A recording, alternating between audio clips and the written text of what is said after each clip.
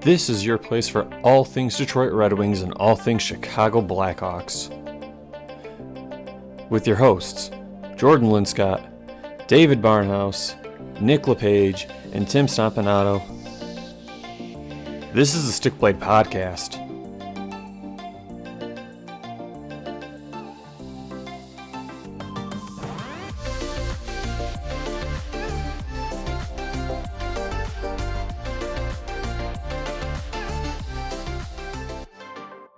Everybody, welcome to another edition of the Stick Blade Podcast. It's your place for all things Red Wings, all things Blackhawks, and news around the NHL.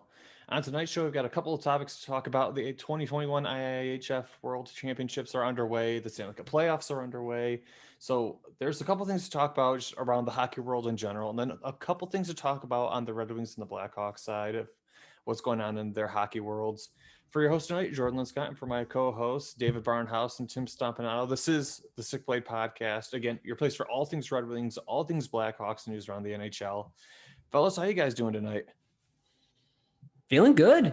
I mean, I wish there was more hockey. I wish there was more stuff for Chicago to be excited about right now, but love the fact that the St. Louis Blues are eliminated. So I'm feeling great about that.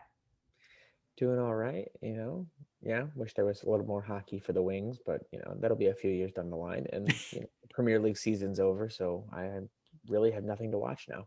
Yeah, I hear you. So this week is going to be a bit of a short episode. The season's over for the Wings and the Hawks. It's the off season at this point, but there are a couple things to talk about for the Wings in particular, because the Red Wings made some pretty big announcements this week. Jeff Blashill is up for the coach position for next season, so we know he's going to be there next season. The organization, I don't believe, has officially put out the term length, but from everything that I've been reading online, it sounds like 2 years is the length that they've put on it. Dan Bylsma has been let go from the organization, so that means the organization's going to have to be looking at somebody new for that coaching position, particularly the power play, because that was one of the main things that I think really got him a decent amount of flack this season. Just it was horrendous to start the season off, and it did not get a ton better over the season. Horrendous is putting it lightly. How many games did it take for us to finally score a power play goal? I can't remember the game number. All I remember is that at one point, I think it got to 48 something straight power plays without a goal. I feel like the joke was you actually took if you were playing against the Red Wings, you took a penalty if you needed to cool down and relax for a couple of minutes. I'm pretty sure we were over 48 at one point. It got ridiculous. Yeah. So there isn't really a term limit that we've seen, but I mean, we can all safely assume that he didn't get a long-term deal. No. I would say 1 to 2 years. Mm-hmm. Just to kind of continue developing, because that's what we've talked about. He's not the coach that's going to get you to that mountaintop. He is the guy that's going to help develop your young guys. It would have been better for him, in my opinion, to not make the jump from the Griffins to the Red Wings like he did, but we got rid of Babcock and we needed somebody. I would have much preferred him, if he was going to make the jump to the Wings, go to the assistant coach role and learn under a more veteran coach. But yeah, Jordan and I said all season and last season how we want someone new. We want a guy, but I don't think we're ready for someone new yet, because this team is still in the midst of a rebuild. So we bring in a Gallant who, is a coach that you want to bring when you want to win it now, but we're not ready to win it now. So I'm okay with it as long as it's not like, oh, we got him again and again and again. Yeah, no, I think from an outside perspective, if it is like a 2-year deal, I don't hate it. I think that it's actually based on where you guys are at and the growth that we saw from last year to this year. You're seeing the strides being taken. You're seeing someone who understands where the team is at and what they need to do. He's going to be not only working on developing young guys, but making sure that Larkin continues to take steps forward, making sure that Zadina continues to take steps forward, guys that are already stepping in and have these leadership based positions. He's going to make sure that they're their development is, going well, as are the rookies. And he's not going to be as preoccupied with, oh God, we got to win. That's why I hope it's not a 1-year deal, because when it's a 1-year deal, you're really playing for your job. And if Mhm. you've got a 2-year deal, it's the same reason I think that we signed Colleton to the extension that we did. Don't think about your job. Just do what you do and take that stress off of it. I think that Blashill, I mean, for all the jokes of the Blashill blender and like he's not the one to get you over the finish line, I think he could do a lot worse. And I think Mhm. he knows the team and he knows where you're at. And that's the kind of coach you want right now. Yeah. Like, if it is a 2-year deal, I think that's actually as fair as it's going to get for Blashill. And Yeah. my thing is this: everyone knows, like, just looking at what's happened with the Wings in the past, 5 or 6 years. Jeff Blashill walked into this team when a lot of the big talent was aging its way out. They had been trading draft picks for forever, constantly being buyers at the deadline. They didn't really embrace a rebuild for probably the first 2 years he was there. I would say I would really say we didn't embrace a rebuild until he'd been there for 3 years. Yeah. You look at what's happened with him, right? He worked with guys like Tatar, Nyquist, Mrazek, etc., and Grand Rapids. Those guys all went on to be very competent NHLers. Yeah. You look at the players that he's had to work with at the NHL level who've came from, their farm system. Dylan Larkin has progressed pretty well. Did he have a down year this year? Yeah. But the fact is, overall, his track record has been pretty good. Anthony Mantha had a bit of a slump this year, but overall, his track record had been pretty good. You've got guys, who he has taken who were extras on their respective organizations, and he's helped coach them into very decent players within the team. Robbie Fabry has really adjusted well to what the Red Wings are doing.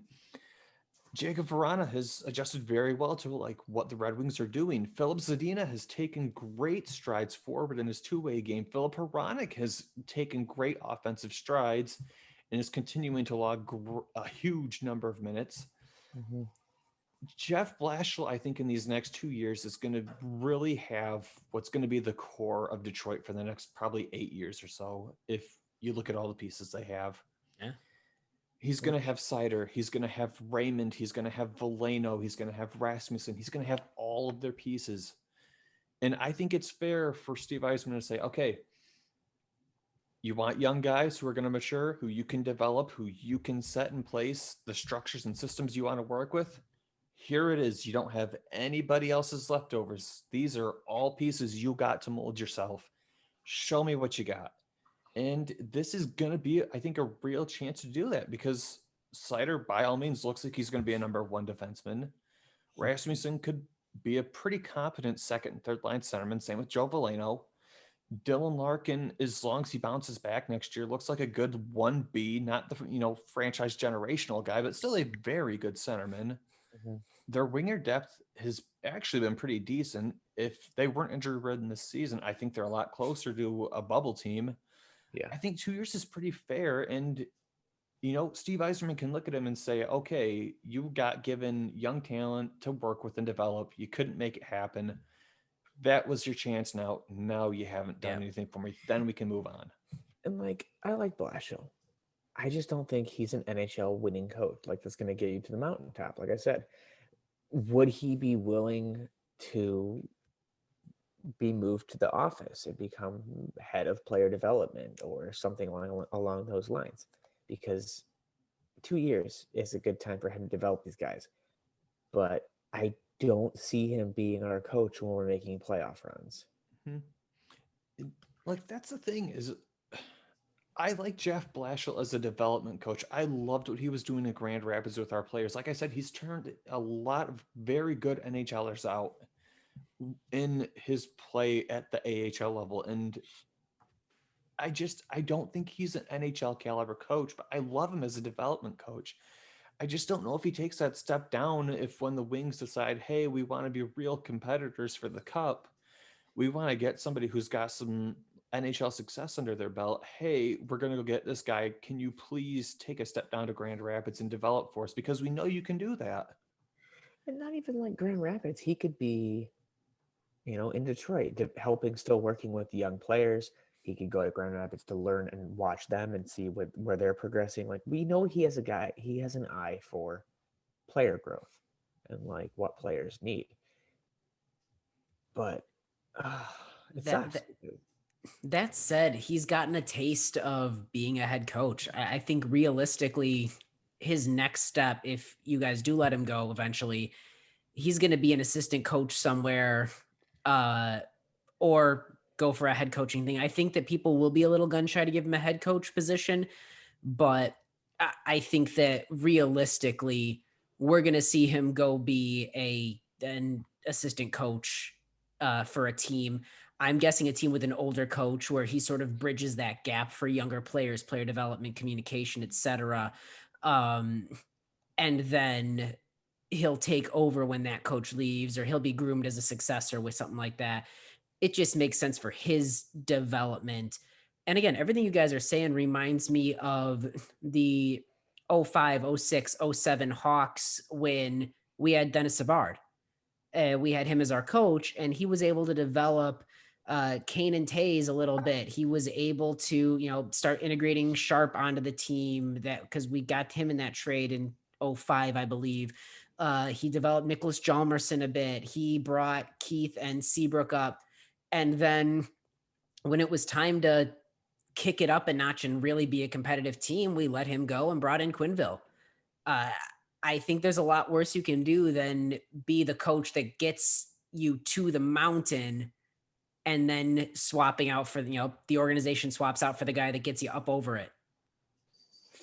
I mean, now, obviously, you're on the outside looking in, Tim. Yeah. If you're in the Wings position, at the end of that 2-year window, if Detroit is in the playoff race at that point, right? And Jeff Blashill has taken this group and he said, I want you guys playing a certain way. The guys play that way. They're having success because they've made the playoffs at that point. Do you think that the Wings should at that point re-sign him and say, hey, we're going to reward you because you've made this stuff happen? Or do you think they still say, well, we appreciate you helping us out, but we want to go with somebody with a little bit more of a proven track record? Well, I mean, here's the thing. If it's 2 years, that's a great question. If it's 2 years and all of a sudden you're in a playoff spot and you've made the playoffs, maybe you don't even go deep, but if you're seeing, in my mind, if you are seeing forward progression every year to the point where the Wings are competitively in the playoffs, not somebody who snuck in and gets bounced in the first round, but competitive in the playoffs, I see no reason why you don't re-sign him with the mindset of like, yes, he doesn't have a proven track record, but like neither did John Cooper with the Tampa Bay Lightning. He was sort of an out of the box hire, young coach. But who hired him? Yzerman, I believe. Exactly. Yzerman didn't pick Blashill. But he is re-signing him. Yeah. I mean, there's a lot to be said that he also, it's the way I look at Carlton. He's also growing and honing his skill set with this team that's growing. If you're Blashill and you've brought the Wings this far and they are competitive in the playoffs, and it looks like that forward momentum and that trajectory is still growing, then you have no reason not to keep, to bring him back on another contract. He's not going to be expensive. He's not going to be a coach that breaks the bank. What up, my dude? He's going to be someone that you can bring back affordably and keep the ball rolling. That said, if you guys hit a point in 2 years where maybe you eke into the playoffs and get bounced, maybe you're plateauing. Okay, the players have developed, but now it's not all coming together. Then you get rid of him. I mean, it's like I said, it's the same thing they did with Savard. The Hawks reached a point where they're like, okay, players are developing, everything's moving forward, but we're not clicking. We're not hitting that next step to get over the hump. You got to do that change up and get yourself a coach that can, focus on winning and not necessarily developing. That's how I would look at it. I wonder who's available 2 years from now is the question. That is a valid question. Yeah. The Wings have to be looking at is who's available. I mean, yes, a coach can be let go any given day of the week in the NHL or in pro sports for that matter, but you do kind of have to look at the guys around the league and say, assuming someone doesn't get fired on the spot, who's going to be available? It's the That's same way with players. that said, like I said, I don't think that Blashill is going to be expensive to re-sign if you sign him again in 2 years. Uh, if somebody becomes available, all of a sudden you're like, oh my God, this is it. We weren't just going to get rid of you for anybody, but this is an opportunity. You can fire him and it's not going to, coaches get fired all the time to get, for someone else to get brought in. I think we saw that with the Habs a couple years ago when they fired their coach to bring in Claude Julien. And it was strictly because he was suddenly available. I can't imagine Blashill's going to be on a contract that is going to break the bank if you fire him. And so I don't think he limits your mobility if somebody becomes available that you can't afford to turn down.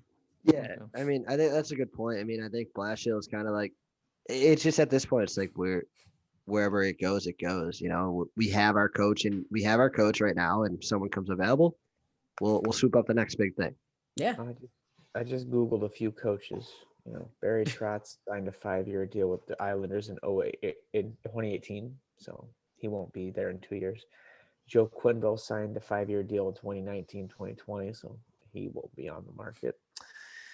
I don't know, man.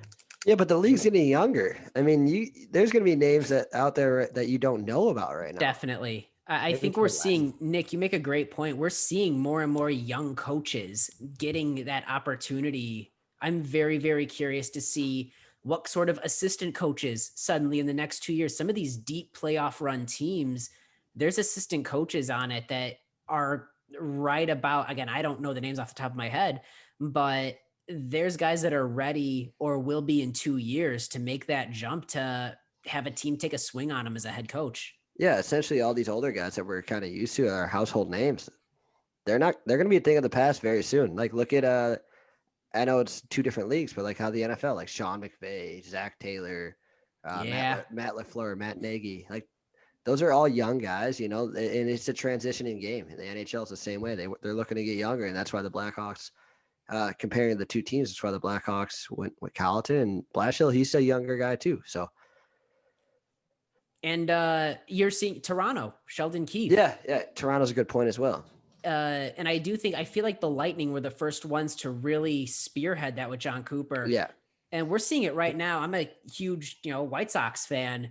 We're seeing the huge issue right now with a coach that had the league passed him by. Tony La Russa got brought out of retirement. He's like 76, was a brilliant coach in his time, but it's a different league now. And you need people that are continuing to grow and move with the game, or they are going to become a thing of the past. I thought I saw Tony La Russa in the news recently. Did he do a racism or something? No, he was just a bum. It's talking about the unwritten rules and didn't back his player. Like, it's a frustrating thing that I could rant about for quite a while. If it's important rule, and if it's important enough to be an unwritten rule, it's important enough to write the thing down. I don't know. I get pissed off. Stay tuned for the Ball Bat podcast coming up. Yeah, exactly. I mean, while we're talking about, like assistant coaches, though, the Wings had another move this past week. Dan Bylsma has been let go as the assistant coach of the Red Wings. We touched on it earlier. He was really heading up the power play for Detroit, and it was awful this year. And I mean awful. 0-48, I think, like we said. I kind of have to joke, there was a little bit of good that came out of it because Red Wings Reddit, put a whole bunch of money into charity because of the fact that, they missed like however many power plays in a row. I want to say it was high 40s, low 50s is where it ended up capping out at. But anyway, it became this huge joke on like the Reddit of like, hey, we're going to just wait to see how many in a row we can go without scoring. And you multiply $10 for $1 for every single power play that they continually miss. I mean, it got some charity, but realistically, it was not good this season at all. What a fall from grace that Dan Bylsma. I mean, was just going to talk about that. I'm so glad you brought that up. I'm looking at his stuff now. He won 2 cups with the Penguins, and he appeared in 3. And I mean, when this podcast first started, the Red Wings hired him. We're like, this is the head coach in waiting for the Red Wings. Like, this is going to be the eventual guy that's going to take over the Detroit Red Wings. David might have been. It might have been one of David's first episodes. And Tim, you might not have been here. Tim wasn't here yet. No, I started in May of last year. Yeah, so like we were talking about, like Dan Bylsma, he's going to come in. He's going to be the guy that eventually takes over Jeff Blashill's job, and look who gets canned first.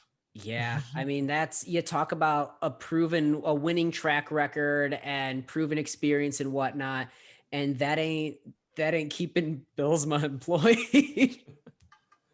Yeah, but he also had Sidney Crosby, Evgeny Malkin, Marc-Andre Fleury. Like he didn't do anything. You say that though, they went a lot of years not doing anything. Yeah, I mean, look at Babcock. He got benefited from talented teams, and he still gets jobs everywhere else. Well, even Quinville had Kane and Taze and Keith. Yeah, I mean, you would think though a coach like him, with the track record he has, that he knows how to win, Yeah. that he knows how to get a room together. Yeah, like that he of all people should have been a great driving force behind these Red Wings teams. And I think you can argue that Blashill's done a lot more for the Red Wings in the past couple of years than Bylsma has. Yeah. Mm-hmm. That's crazy because you know what? When he got hired, we were both very hyped up for Bylsma because, like you said, he had a great track record to look at. And you're like, oh well. For Buffalo, we ignore Buffalo because Buffalo. No. That's that doesn't count. I mean, I feel like that should obviously that's like in the asterisk. Not even Ted Lasso could fix Buffalo. Man, that's so bad. Shit. It's like a talent Chernobyl. But yeah, we were hyped about Bylsma. We're like, oh, cool, Stanley Cup winning coach. Yeah, like, bringing him here, and then he just shits the bed on a power play, which is probably, you have an advantage in the power play. Yeah, it's got to be one of the easiest jobs out there. Like, hey, you're gonna coach when you get a 1 or 2 man advantage. So do your thing. It's like, all right, yeah, 0 for 48. Like Tim joked earlier, teams are probably just like, oh, you need a break, gotta get a breather, just take a penalty. we're gonna put 6 guys out on the ice just so we can get a penalty. Oh shit, did we do 6 people? Oops, sorry. is the whole team out there? I guess it's a penalty. Guess we gotta go in the box. My bad. Hey, punch him in the face. Get yourself a 5-minute major. We're fucking partying. But yeah, he's gone. So I'm curious to see what you bring in. Again, if you've got Hronek as your power play quarterback and you've got some really interesting offensive talent up front, you should be able to at least put together one power play unit that is dangerous. It's going to be some Swedish coach. Nicholas Lidstrom, assistant coach. Listen, I mean, the people would love it. You don't want to taint your relationship with him, though. If David Ross can coach the Chicago Cubs, it worked with Savard. I'm going to talk about Savard all night, I guess. I guess you're right. Can you imagine Nicholas Lidstrom in a suit on the bench? That just perfect human. All right, so speaking of previous Red Wings, though, you know what? What if I've seen rumors floating around. What if they brought in Igor Larionov? We saw what he did. Like, he made Detroit click when he was one of the final pieces in the late 90s for all of their cup runs and like deep playoff runs. What if they bring him in? I mean, he seems to have pretty decent success with teams that he's worked with. I mean, it's obvious he knows how to play the game. He was one of the key members of Detroit's His cup nickname wins. was the freaking professor. Come on. Yeah, like... I mean, that's the interesting thing, though, because there's a lot of players that are phenomenal players, or they're the people that made the team click, but that skill comes so naturally, or it's in such a way that like it's such second nature or muscle memory to them that they don't have as good of an ability of communicating it. I feel like we see a lot of like That's guys that have to really work. Not that they don't work hard, obviously they work hard, but like guys like Chris Kunitz is a phenomenal player development member right now. He's doing his work with the Blackhawks. Brian Campbell is somebody that we're seeing start to, work like that as a development coach. And they're able to communicate different things and like coach in a different way because they had to constantly think about it. That's I'm so curious when you see players turn into coaches and see which ones is it just like the natural ability and which of them had to actively make decisions every day? Yeah. That's a great point. I mean, because like you look at the Arizona, what were they? The Phoenix Coyotes back then. Wayne Gretzky, that great one. Yeah. He was head coach. What did he last 2 years? He's not a great coach. Yeah. Like that's just Like it's not often the most skilled players that become the best coaches. Like the guys that kind of get overlooked, and it's one of those like the hardworking people are usually result in the best coaches. David, go ahead. Sorry. Quenneville was a good coach, Quenneville was a good player, but he wasn't like a phenom player. He wasn't a superstar. Yeah. Right. So speaking of Larionov, Max Boltman wrote an article recently mentioning Larionov as one of the 15 potential candidates to become Blashill's assistant. He doesn't really have a long coaching record, but he did coach and lead the Russian U20 team to win a senior international tournament earlier this season, although the Russian team did not medal at World Juniors. Ooh, that's interesting. Professor on the bench, that'd be fun. We talked about the head coach and the assistant coach. The big man, the GM himself, though, he had a press conference this week for the Red Wings. If you haven't watched it, go watch it. It's about an hour long. I think it's on the Red Wings YouTube. Steve Yzerman touched on everything from roster health, how Dylan Larkin handled his first year's captaincy, to the re-upping of Jeff Blashill, and just his general direction and what he thinks of the club, moving forward. The one thing that I really liked about Steve Yzerman's press conference is what looked like very clear transparency, and the fact that he said over and over, he's constantly in communication with everybody in his staff that is making these big decisions, who's helping these players develop, and who is running things on the ground floor.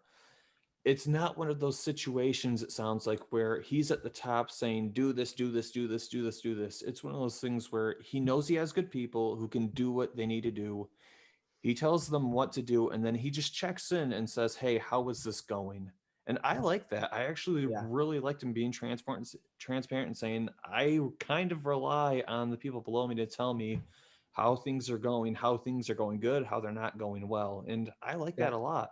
So that's what separates a leader from a boss. And Yzerman is a proven leader. We saw it in Detroit, where he led this team to numerous playoff runs, to numerous Stanley Cups. And he's a leader, and he's transitioned that into his GM style, where it's not about him telling people what to do. It's about him guiding people, and not only them learning from him, but also him learning from them. I hope Buffalo was watching that press conference. I don't think Buffalo pays attention to anything. They're shot. No, I mean, it's a good point you make, Jordan. I mean, it shows the trust that he has in the rest of his staff. Like, he's willing to distribute. Like, he's not taking it all on himself. Like, he's like, hey, I'm not going to be the sole reason why the Red Wings get fixed. I got these guys that I brought in, and I'm going to distribute their tasks to what they succeed or what they excel at. And I mean, that's why he did the same thing in Tampa. It's like, it's nothing new that he's doing. It's just like, it's great to see with the Red Wings, because like, obviously every team in the NHL aspires to be the Tampa Bay Lightning right now. Mm-hmm. So, I mean, you got to have the faith in the Yzer plan, I guess, right? That's all you can do. Always and forever. One little tidbit that really was interesting news this week also for the Red Wings. This defenseman by the name of Seider, who we've been talking about this past season, he kind of was pretty good over in Sweden. Some say. He only won he only won the SHL Defenseman of the Year award at the age of 20 years old, playing with fully grown men who were, in their late 20s, early 30s when they're gigantic. Kind of a big deal for the Red Wings moving forward in their rebuild. Just a little bit of a detail.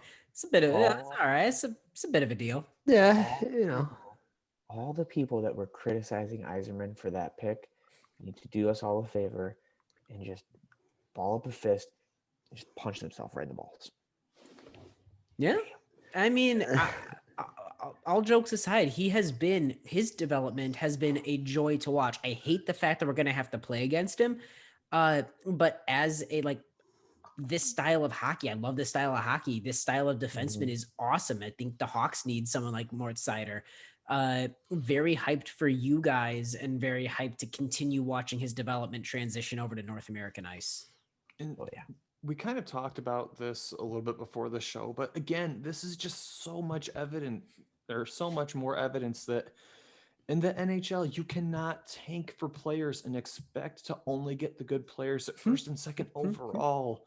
You can get really good players at 5 through 10 or 10 to 15, or even in the second and third rounds sometimes. It's Datsuk and Zetterberg were 6th and 7th round picks. It's almost like tanking for the first overall pick doesn't guarantee you success. No, God no. we're mean- going to touch on that in a second, though. I mean, you just look at that draft and it's like Mort Seider is looking to be. He could have, like, the way he's progressing, he could have been the top 5 pick in that draft. Like, you don't know what Turcotte's going to be. You don't. I mean, Byram, yeah, he's fine. Kako has some issues. Jack Hughes is still, like, he's not number 1. Like, Mort Seider could easily have been a top 5 pick at this rate. Yeah. And I mean, the people that went behind him that you would really consider is Dylan Cousins, Trevor Zegras. But I mean, you have a number 1 defenseman in the future in Mort Seider, and that's something to be excited about. And I that's like so that. hard to find. That's Yeah. something you just can't find in free agency. No, it's not. It's something you develop and build. Or if you do find it in free agency, you're paying like $10.5 million a year for it. And he's 28 years old.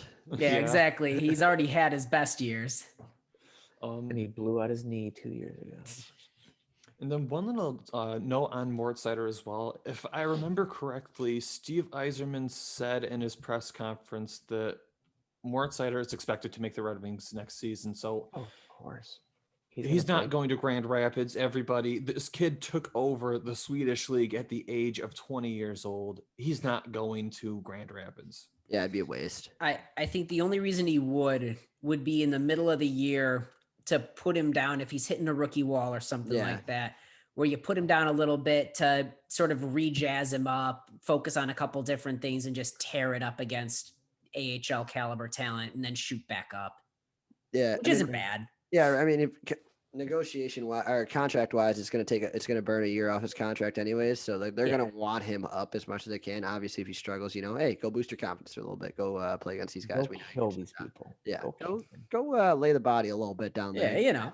Have some fun with it. It's like that old Jet Li movie, Unleashed, where he has the collar and they just go, "Here you go." Go ahead. So good. See ya. The other piece of news that I kind of want to talk about is just it's related to the IIHF World Championships. So the Red Wings have Filip Zadina, Filip Hronek, and Jakub Vrana all playing for the Czech Republic. Hronek and Zadina have looked really good. I know it's not a bunch of NHL, like just NHL super talents playing there because those guys are still in the playoffs who are hanging out, but you know what? They are still playing against some pretty decent competition at that level. You've got a bunch of Well, guys who confidence just building. missed the playoffs, or their teams did rather, and they get to go play if they want. So they're playing against some pretty competent competition. It's confidence building is what it is. Like, it's a way for you to gel with your current teammates like Hronek and Vrana, but also just to keep playing and build up some confidence. I mean, basically any reps are good reps, so it's good to see them keep playing since they're not going to be in the postseason this year. But that long was as just something I nobody kind of docs wanted to it. talk about for a second. No, definitely. I mean, it's good to see them playing meaningful games. I Yeah. think that's the thing that you can never play enough meaningful games. And that Czech team, I'm looking at it like Kubelik's on there too for us. Like that's a legitimately very good team. I'm very excited about It's something them. to take pride in, and it's that's how you get better. You have a little fun with it, but you also develop some new skills out there. And you play on a big stage like that. I remember Lankinen talking about, there was an athletic article recently where they were talking about Finland's historic win a couple of years ago with Lankinen as their goalie. And he was talking about, like, you got to realize the world's like, this is Finland's biggest championship. This is what they care about. Yeah. 90% of the country is watching this. So like, having some of these younger players and some, some rookies, some just younger players in general playing on what is one of the biggest stages, maybe not for those of us that live and die by the NHL and the Stanley Cup and whatnot, but to the rest of the world, this is one of the biggest stages they have. And so that's huge for any of our younger guys to get a chance to play in these games. Like that's the thing is, are there players from the NHL missing because they're in the playoffs? Yeah. But Yeah. there are still a lot of guys who are everyday NHLers in that tournament who are playing, guys who are very good, who their teams happen to miss the playoffs, but they're still playing in that tournament.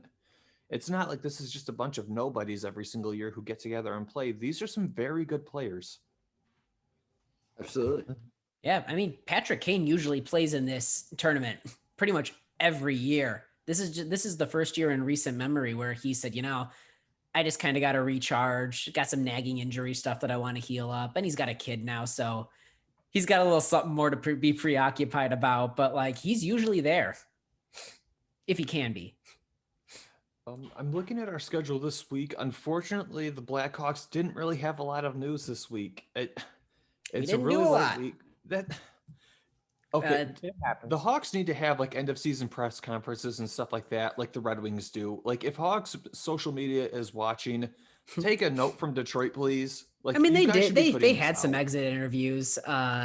It wasn't. I mean, it was all good to know, but it wasn't like anything grand. Like I think we talked about, the biggest news that we've got is that Lucas Reichel's agent has talked with Scott Powers and them, and they've pretty much confirmed, hey, we can't sign a contract right now during the championship, during this tournament, but as soon as the tournament's done, both sides want to get a contract done. Both sides have agreed to move forward. Like Reichel's going to sign. It's both sides agree it's best for his development. So like, that's exciting. Yeah, I mean, especially you see what he's doing in the IIHF right now. He's got what, it was 2 nights ago, just razzle dazzle goal. I mean, it was Yeah. a And there was a highlight view. reel. Yeah, and you got to be excited. He's playing. He played center over there in Germany for most of the season, if not all. So he's kind of versatile, and he's one of those guys that you could really like. He's going to be a top 9. Like he may not be a top 6, but top 9 is very much in the realm of possibility. So I'm excited for Lucas Reichel. I was kind of criticizing the pick at the time, but now looking at it, he's turned into this guy that's like, holy shit. Well, it goes back to like, we picked him 17th overall. At that point, you're drafting. That's why I like that the Hawks draft on potential and not on where they're currently at, because there's definitely guys that I had said like, oh no, I would have gone with this guy over Reichel for sure. But now it's like, okay, he's really developing. And they're still saying, his coach this year said, I think he got up to like, he went from 160 something to 178 this year. Yeah. And he's like, his ideal weight's probably around 186 or, 188 or something like that. So he's still got to put on some weight, but he just turned 19. I mean, he was an 18-year-old boy when we drafted Yeah, him. exactly. Like he spent this entire year as an 18-year-old playing in a man's league. Like, man, I'm not overhyped for him, but I am very, very excited to see what he can bring next year. Yeah. Was Soderblom last week? Soderblom Yeah, was he last signed week. last week. Still exciting. Yeah. I'm still really curious to see that goalie competition next year. I think that it's going to start. I think we're going to trade one of Delia or Subban, and it's going to be Lankinen in the other, and then Rockford's going to be Soderblom and Tompkins. Yeah. Sorry, I just had to ask. It's again still very excited about Soderblom. Yeah. The thing about Reichel for you guys is, he was drafted, like you said, in the late teens. Yeah. At that point in any given draft, a team is glad to pick up a middle 6 player be at that anyone, point, yeah. because generally speaking, again, every draft is different, but the general consensus is the top line guys go in the top 10. And if you get a middle 6 guy in the teens, great. It's awesome. You get, like, let's say you get a bona fide second line player in the mid teens. That's a good draft. it's hard Absolutely. enough to pick up middle six or even second line guys without going to free agency and paying $5 or $6 million a year for them, and then you have to lock them up in their or after their prime years. Yep. So you're gonna save yourself cap down the road, assuming he pans out as a middle six wingers, or even if he potentially makes the jump to centerman. I would guess, if I had to guess, just based on where my eye test is at with him right now and what I've seen, he'll start the year in Rockford. I think realistically, just with the weight that he's at and the style of game that he plays, it wouldn't be a bad idea to start him in Rockford, especially since we've got so many guys competing for spots right now. But it would not surprise me if halfway through the year he's up. He's up with the show. And like that wouldn't be the worst thing for you guys either. I mean, Chicago's not in a rush to win right now. I mean, would you like to win one while you still have guys like Kane, Taves, Keith, and all that? Yeah, for sure.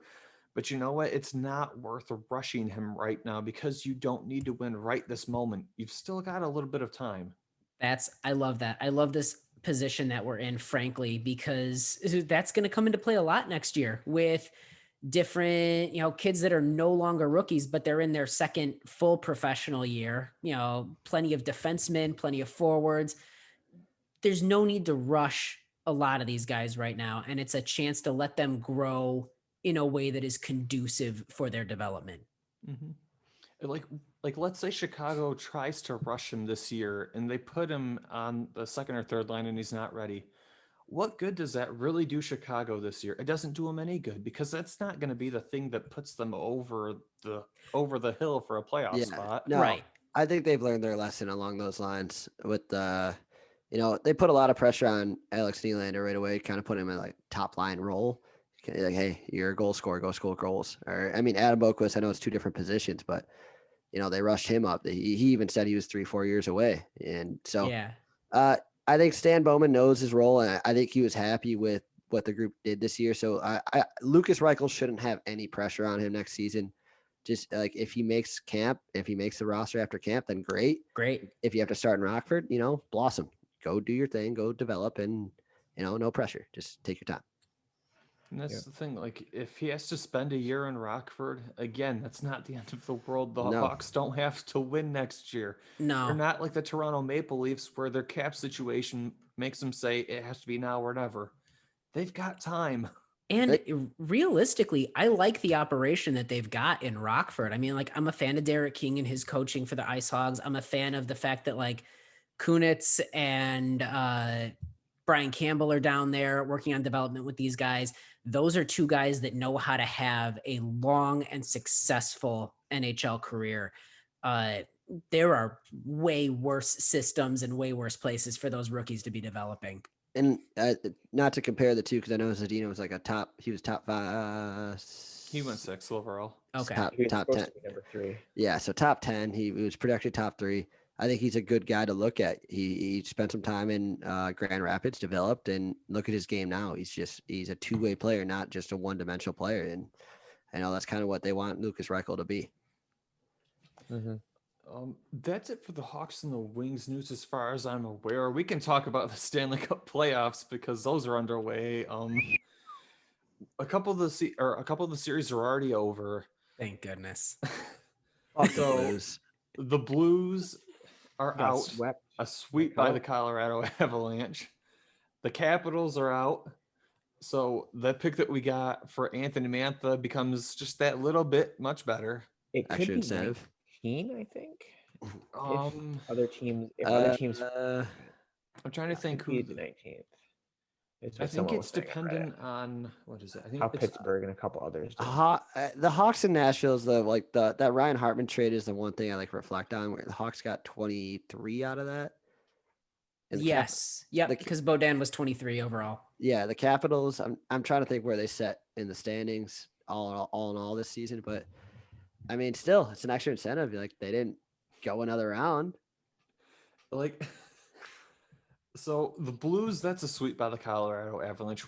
Everybody should have seen this coming. The Colorado Avalanche are very good. They were my pick. They had two things going. The Colorado Avalanche are that good. They are phenomenal. What they also have, though, I think that David Perron, who was their like lead point scorer on the Blues, didn't play. Yeah. At least certainly didn't play in the first couple games. But he was out with some COVID protocols and whatnot. I think there was another player that was one of their big point producers out. It certainly doesn't help. It doesn't help that Bennington can be on or off, really depending seemingly on his mood these days. Which is just an interesting, given he was a guy that was so calm and collected, like to the point where it's kind of scary how calm and collected he was during their Stanley Cup run, that now he really flashes all sorts of, anger and just like loses focus and whatnot.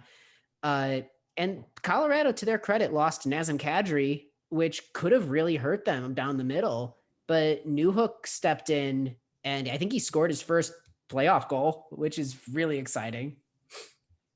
Is Bennington like the modern day Antti Niemi? Kind of one of those guys. I mean, that's a really interesting. Like, is he Antti Niemi 2.0? Like, he had a terrific run, and then it's kind of like, yeah. The thing though is, out. I liked Niemi.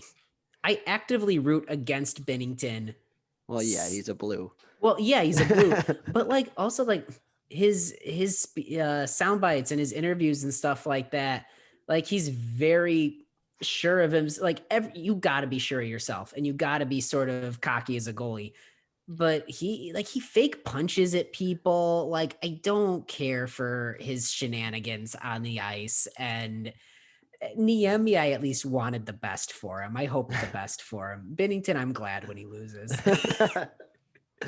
I think the Bruins Cap series, so that one is an interesting. That was such a good That- series. Yeah, I mean, what was it? 3-4 overtime games? Yep.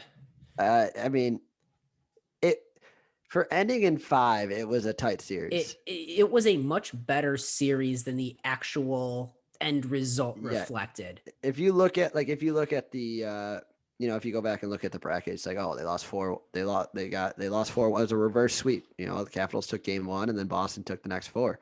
It's like, oh, all right, that was curb stomping. It's like, no, I mean, the games were tight, and They're so good. I guess it's a nice little reverse karma on Tom Wilson. The Caps having that scumbag over there. But yeah, I mean, Boston's a wagon. They're great. They're one of those teams that, and they have Taylor Hall now too. He's kind of finding his. He's playing the best hockey he's played in like 3 years. Yeah, he's frankly. he's in his element now. So it's like Boston's scary. They got to be one of those. And Tuukka Rask is kind of finding his groove now too. And even Jeremy Swayman, who's their backup, he's Yeah. 22 and he's a genuinely reliable backup who could be their goalie of the future when Rask ever retires. They're a Gotta be juggernaut. 20 Man. years from now. They're Yeah, scary. exactly. I think Andre. They did get some bad news today about Andre Kasha being out for the rest of the postseason.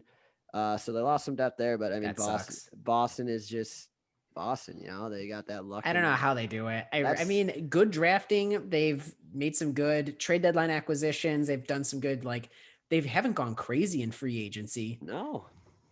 but they've just drafted well. They've kept their team relatively pretty young, good. given the fact that their core is all in the 30s. As much But- as I hate Boston, Oh, I gotta give right. them credit, man. They can run their organization Damn, really it's- well. They're like one of those the franchises that you just look up to. You're like, Yeah, I hate it. I Ev- absolutely hate it, but they're a good team to watch. every year, like It's that city. I feel like Tom Brady peed in the water, and this teams have been drinking it, so it's making them smarter. And Michael's strong. secret stuff. Yeah, Yeah. I got. Brady's secret stuff right now. Yeah, exactly. Whatever he touches turns to gold. What was it? There was a thing that says a 6-month-old baby has seen their Boston teams win 4 something championships. I A hate that. 50-something-year-old Minnesota man has never seen them win any of their team. Man, well, you put that into perspective. That just infuriates me. Fucking Boston. Wonder how a normal person in Buffalo, how many Buffalo titles they have. They can eat chicken wings at least. Yeah, that's true. It's a good Um, perk. One of the other interesting things about this playoffs, at least so far, Edmonton is on the brink of getting swept by I the love it. Winnipeg Jets. Good. I Good. love it. Those overrated scumbags over there. God, dude. I feel bad for McDavid. Don't get me wrong. I love Connor McDavid. He's a stud. Leon, Yeah. I feel bad for it too. But like, they're such a joke. You relied on two guys to carry you all season in one of the worst divisions possible, and Winnipeg's just about to stomp you out of the ground. And Winnipeg, I don't think it's that great. They got a huge boost getting Nikolai Ehlers back. Yeah, honestly, Ehlers is such a wonderful boost to them, and this is a team that got rid of Patrick Laine.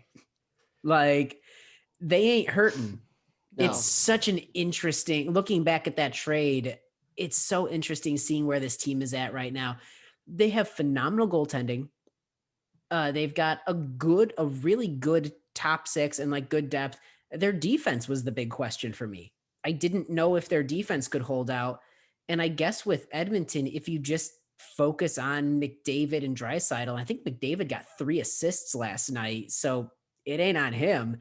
But if you can shut them down or at least control them, no one else can score. No. And I feel bad for Nugent Hopkins because I love Nuge, but the rest of this team is not good. They can't afford anyone. Well, Who they start the other night? Was it Mike Smith. Smith? Oh yeah. Mike Smith is their best goalie. Who do they have? It's Smith and who's it? Koskinen? Yeah, Koskinen. They should have offered us for Bernier. Bernier would have been a remarkable improvement over both of them. Even Grice. To kind of like transition into probably the next series we might talk about because it's been one of my favorites, but that might be a team desperate enough to go after Bobrovsky because like, oh my God, our goaltending sucks. Yeah. That might be like Florida might be like, oh, our savior. I mean, honestly, they got to get out from that Bobrovsky thing with Spencer Knight and waiting in the wings because it's Spencer Knight and Reimer, right? That would be the other goalie. Yeah, Drager. Reimer and Spencer. Oh, Knight. Drager. That's right. I always do that. Drager, I thought. Now I'm gonna be bugging. I think it is Drager. Chris Drager. Yep, it's Drager. That said, right now, the Florida Panthers are up 3-1 against Tampa right now. And the Jets are up 2-1. Spencer Knight has 37 saves on 38 shots. Not a big deal. Ridiculous. Is that good? For 20 years old? Huh. You were right, Nick. I just want to give you the shout out. You said at the very beginning, Spencer Knight was going to be the playoff hero for the Florida Panthers. And I said, there was no way. You're paying a guy $10.5 million to be your goalie. You don't put in a rookie. And Well, I'll be the first when that 10.5 goalie plays the way he's playing. I mean, I'm not right yet. They still got a lot of work to do to save their series against the Lightning. But guys, the Battle of Florida is awesome. I love it. It is the best series going on right now. High scoring, high intensity hockey, fights everywhere, penalties everywhere. Like they hate each other. It's so good. This is what we need. Florida was kind of like one of those teams like, oh, they're going to be moving soon. And now it's like they are one of the most exciting teams in hockey right now. Things you love to see. That said, that's probably my second favorite series that I'm watching. My first favorite series that I'm watching is Vegas and the Wild. I mean, look, everything that you're saying about the Battle of Florida is phenomenal, but watching the Wild who overshot expectations for me this year, Kirill Kaprizov is just so exciting to watch. And watching a team like the Knights, who I have said it before, and I still believe they are built for playoff hockey. Mark Stone, you've got on the defense, you've got Pietrangelo, Martinez, Shea Theodore, so many guys that can really anchor your blue line. You've got up front, you've got Pacioretty. My God, it's just such a deep team that's ready to rough and tumble or score goals. Like they can go either way. And that goaltending, Marc-Andre Fleury is just an absolute beaut. He really, really is. Like that's the interesting thing about Vegas is when they put that team together, you looked at that team, right? And you're like, there's no, aside from Fleury, there weren't really any bona fide superstars on that team. And nothing against Vegas. They're not a star-ridden team or star-laden team right now. No, absolutely not. But they're just deep everywhere. It's like they have 4 second lines They have 4 second lines. You know, that's a really interesting way to look at it. Cause like Wild Bill Carlson, I love him to death, but he ain't really a first line forward. No. But you've got a whole team of guys, even their fourth line. I don't want to mess with Ryan Reeves. It's such a good, deep team that's Yeah. not going to get pushed around. It's kind of like, and now, I mean, you had at first everybody thought like, hey, they're just gonna go draft young guys. They're gonna go expand draft young guys. Yeah. No, they're like, fuck it, we're gonna win now. You know, let's drive a fan base in here, and it worked. yeah, and now you got Seattle's coming up here soon. It's like, well, is there gonna be another wagon that's just gonna have a team full of second liners? Like, what's going on here? And it's so weird because there's so many guys on that team that teams were like, I don't know, this guy hasn't really. They're clearly either. You don't want to necessarily give them up, but you're like, there's other people we have to protect for that. Sorry. None of these people, William Karlsson was a third line center at best. And what does Columbus need now? They need center depth. And look at him in Vegas. Look at me now. Yeah. I love it. Now, how much pressure's got to be on Seattle going after their draft? Like, the bar's got to be high. Because that's exactly what it's so not fair because Vegas had the benefit of every single doubt of like, oh yeah, we know how expansion teams work. They're not going to be good. They're going to get some contracts. They're going to, be bad for about 5 to 10 years, but they'll be all right. Seattle, people are going to be expecting them to pull off of Vegas, and I don't think they can. I think teams are not going to be as quick to make some of the trades and like setups that allowed Vegas to get who they got. Yeah. Yep. I don't know. I think that's going to be interesting when it unfolds. I'm so excited. Oh, I didn't get my prediction in last week. I wasn't here. That's right. I had it written down. I had Colorado, Boston. Okay. That's Okay. the series I want to see the most. Sorry, that's random. That would be a snow. Actually, that I would love be that fun. series. I'd watch that. The 2 last series that are going on in the playoffs right now, it's the Toronto Maple Leafs and the Montreal Canadiens and the New York Islanders and the Pittsburgh Penguins. The Montreal-Toronto one is tied up 1-1. Or actually, sorry, 2-1. there's 3 of them. There's They just won. the Carolina, the Nashville Predators, one tied up 2-2, and then the Islanders Penguins is 2-2 as well. So they're all tied up right now. Toronto won last night. Did they win last night? I thought they were playing right now. They won today. They won Today today. over My bad. Yeah, 2-1. today. Oh, okay. 2-1. Okay, so now there's Toronto's up 2-1 now. I mean, you had to bounce back after that Tavares injury, right? I mean, Yeah. yeah. Like that was It was terrifying. I did not like that. I did Yeah. not like that at all. And I mean, Toronto, you kind of figured they're Toronto. They controlled that whole division all season long, and it sucks that they lose a guy like Tavares. God knows how long. That was one of the scariest hockey injuries I've ever seen live. It's a miracle that he does not have like actual damage to his neck or head. Yeah. So, but yeah, Toronto rallied. They're up 2-1 now. They went down the first game. Ever since their captain went down, they've really took control. So, but sorry, I didn't mean to interrupt like that. I'm hoping I want the Canadians to win. Ugh. I don't want Toronto to win. I just don't like the way that they built their team. And it's one of those things that like, I love Matthews, huge Austin Matthews fan. I just don't like the way that they built that team. And that's about it. Like, I kind of like the Habs a little bit more. I don't have a dog in that fight, but there's a sick part of me that wants to see them build that team up and then have to blow it up before they have anything to show for it. I mean, the Habs are the Habs are what they are every year. They're one of those teams that they're not the most skilled, but they're gritty. Like they're gonna battle and they're gonna fight, and they'll hang with you. I think Suzuki's really interesting. His development's really cool. Kotkaniemi. I like that Cole Caulfield is actually in. Yeah. The way that they've been handling the roster has really irritated me, to be entirely honest. Yeah, I can't believe Cole Caulfield had to wait till game 3 to get action. It's so the opposite of the direction the league is headed. I don't know how they did that. That said, Carolina, the fact that Nashville has tied the series 2-0 is, if they go on to beat Carolina, that is, in my mind, the biggest upset that could happen in this playoffs. It would piss me off for sure. I mean, I'd be livid, but like, it doesn't make sense. Carolina is so good, and Yeah. Nashville is just not there. They're not that good. We were writing Nashville off in March. I, Like, oh, this team's a joke. I was 100%. I still believe that. I mean, to be fair, in March they were doing pretty bad.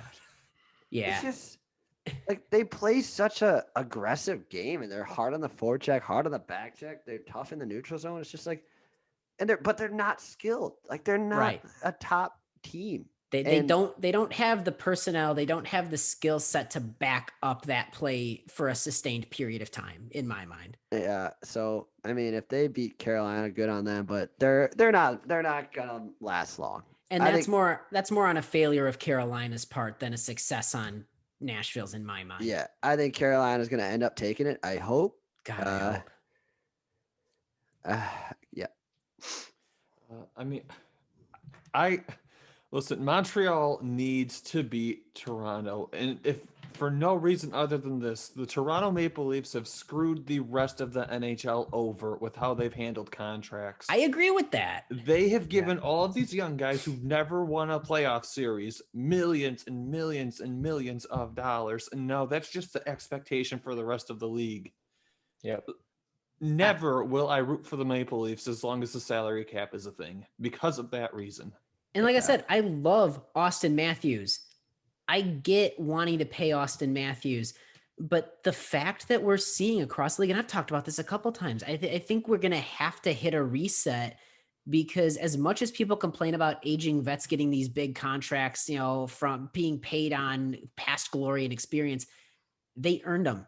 You can't tell me after, 3 cups, Taves and Kane don't deserve 10.5 a year when you've got guys that are making 11 mil a year that Have haven't never won a playoff series.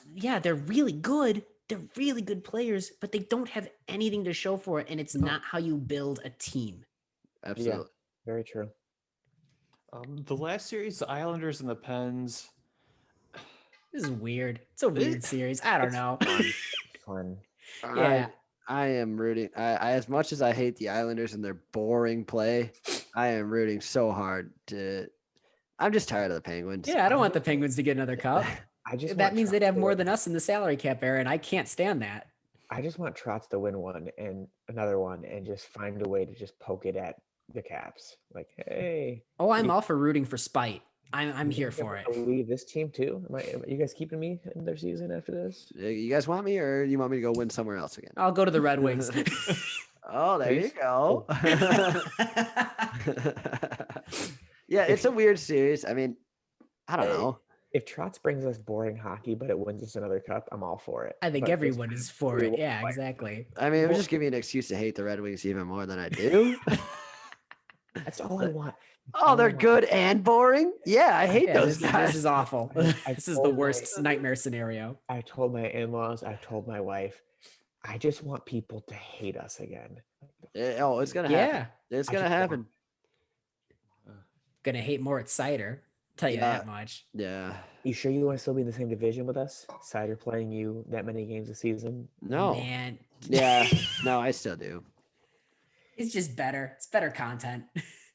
Everything is so much better with the realignment that they did this year. Please just No. keep this. Well, no. I don't want to have to play Tampa Yeah, and time out. Carolina. How about we keep this divisions the way they are, but you sprinkle in the games from other divisions instead of just playing the same teams over and over again? No.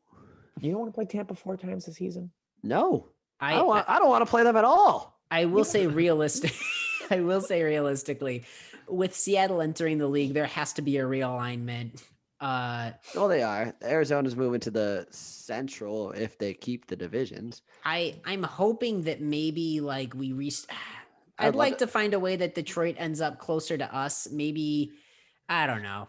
I don't know. People we should- smarter than me are putting this together. So, It'd be fun to pick on Arizona for four times a season. oh God, yeah, I could use that. Yeah. Little Use boost. that boost to the ego. Yeah, yeah. Arizona, you mean Joe Louis too? Because every time we go there, there's more Red Wings fans than Coyotes fans, and they always cheer louder for us. You call hey. It's Chicago South down there. Exactly. That's not Chicago South. That's Indiana. Chicago West? Southwest. Yeah, Airlines. okay. It's just it's a shapeshifter city. Every time you go there, it's a different team's fan base you see in the stands. It's almost like whoever they're playing, the people against them, it's easier to get tickets to an Arizona game. It's like Columbus. It's easier to get Blackhawks tickets to a Columbus game than it is to Yeah. go to the United Center. In Ohio, it's because no one wants to be in Ohio. It's an awful state. And then everybody wants to be in Arizona, but Arizona doesn't like you have better stuff to do in Arizona than root for a sports team. Or go Yeah. watch an awful sports team. Yeah, that's true too. Didn't really factor in the awful part. But yeah, I think that's pretty much everything I have for the show tonight. Yeah, Again, it ain't kind of a much. short one. There wasn't a ton to talk about this week. Short but one, yet again, we still went our normal time. Hey, what Yeah, about exactly. hey, how about a happy birthday to the podcast? Yeah, that's true. This is the Hey. second anniversary of Yes. Stick Blade Podcast. 2 years, everybody, and we'll have a fun announcement for you guys later this week. Love that. Whoa. I'll talk to you guys after the show about it. But yes, if you're watching or listening, stay tuned to our socials. Next week this week we're gonna have an announcement for everybody. Just something fun the show's kind of doing. So I just keep your eyes or your ears peeled for it. It's gonna be getting talked about soon. I'm excited. Yeah. So a little bit of a teaser for everybody. In the meantime, though, this has been another edition of the Stick Blade Podcast. As always, thank you guys, everybody, for tuning in or watching, listening, however you get your social media podcast fix. We're on it. Feel free to give us a like, a follow, share, retweet, whatever your social media currency is of choice. If you liked what you heard tonight, there are ample ways to get in touch with the podcast and find us. We're on Twitter. The Twitter handle is @StickBladePod. We're on YouTube. Just type in the Stick Blade Podcast. We're here on Facebook. You can type in the Stick Blade Podcast. Will come up. We're on SoundCloud, soundcloud.com/StickBlade Podcast. You can find us on Apple Podcast. Again, just the Stick Blade Podcast will come up. And then if you really want to get in touch with us, even via, the old classic email, stickbladepodcast@gmail.com, there is just ample ways to get in touch with us. And if you have any sort of like comments, questions, feedback for the show, feel free to send it our way, because at the end of the day, this is a podcast. It's by fans for fans. It's not a corporate sponsored show. It's not officially licensed by anybody. It's us getting together, having a good time, talking hockey every week or every other week in the off season when content starts to slow down. And we really enjoy interacting with you guys whenever we get the chance. So feel free to give us any sort of like feedback, questions, or stuff like that. We always enjoy interacting with you all. But with all that being said, for your host, Jordan Linscott, and for my co-hosts, David Barnhouse, Tim Stompanato, and Nicola Page, this has been another edition of the Stick Blade Podcast. You guys take care of each other, take care of yourselves, and as always, stay safe. You guys have a good week. We'll see you guys next week.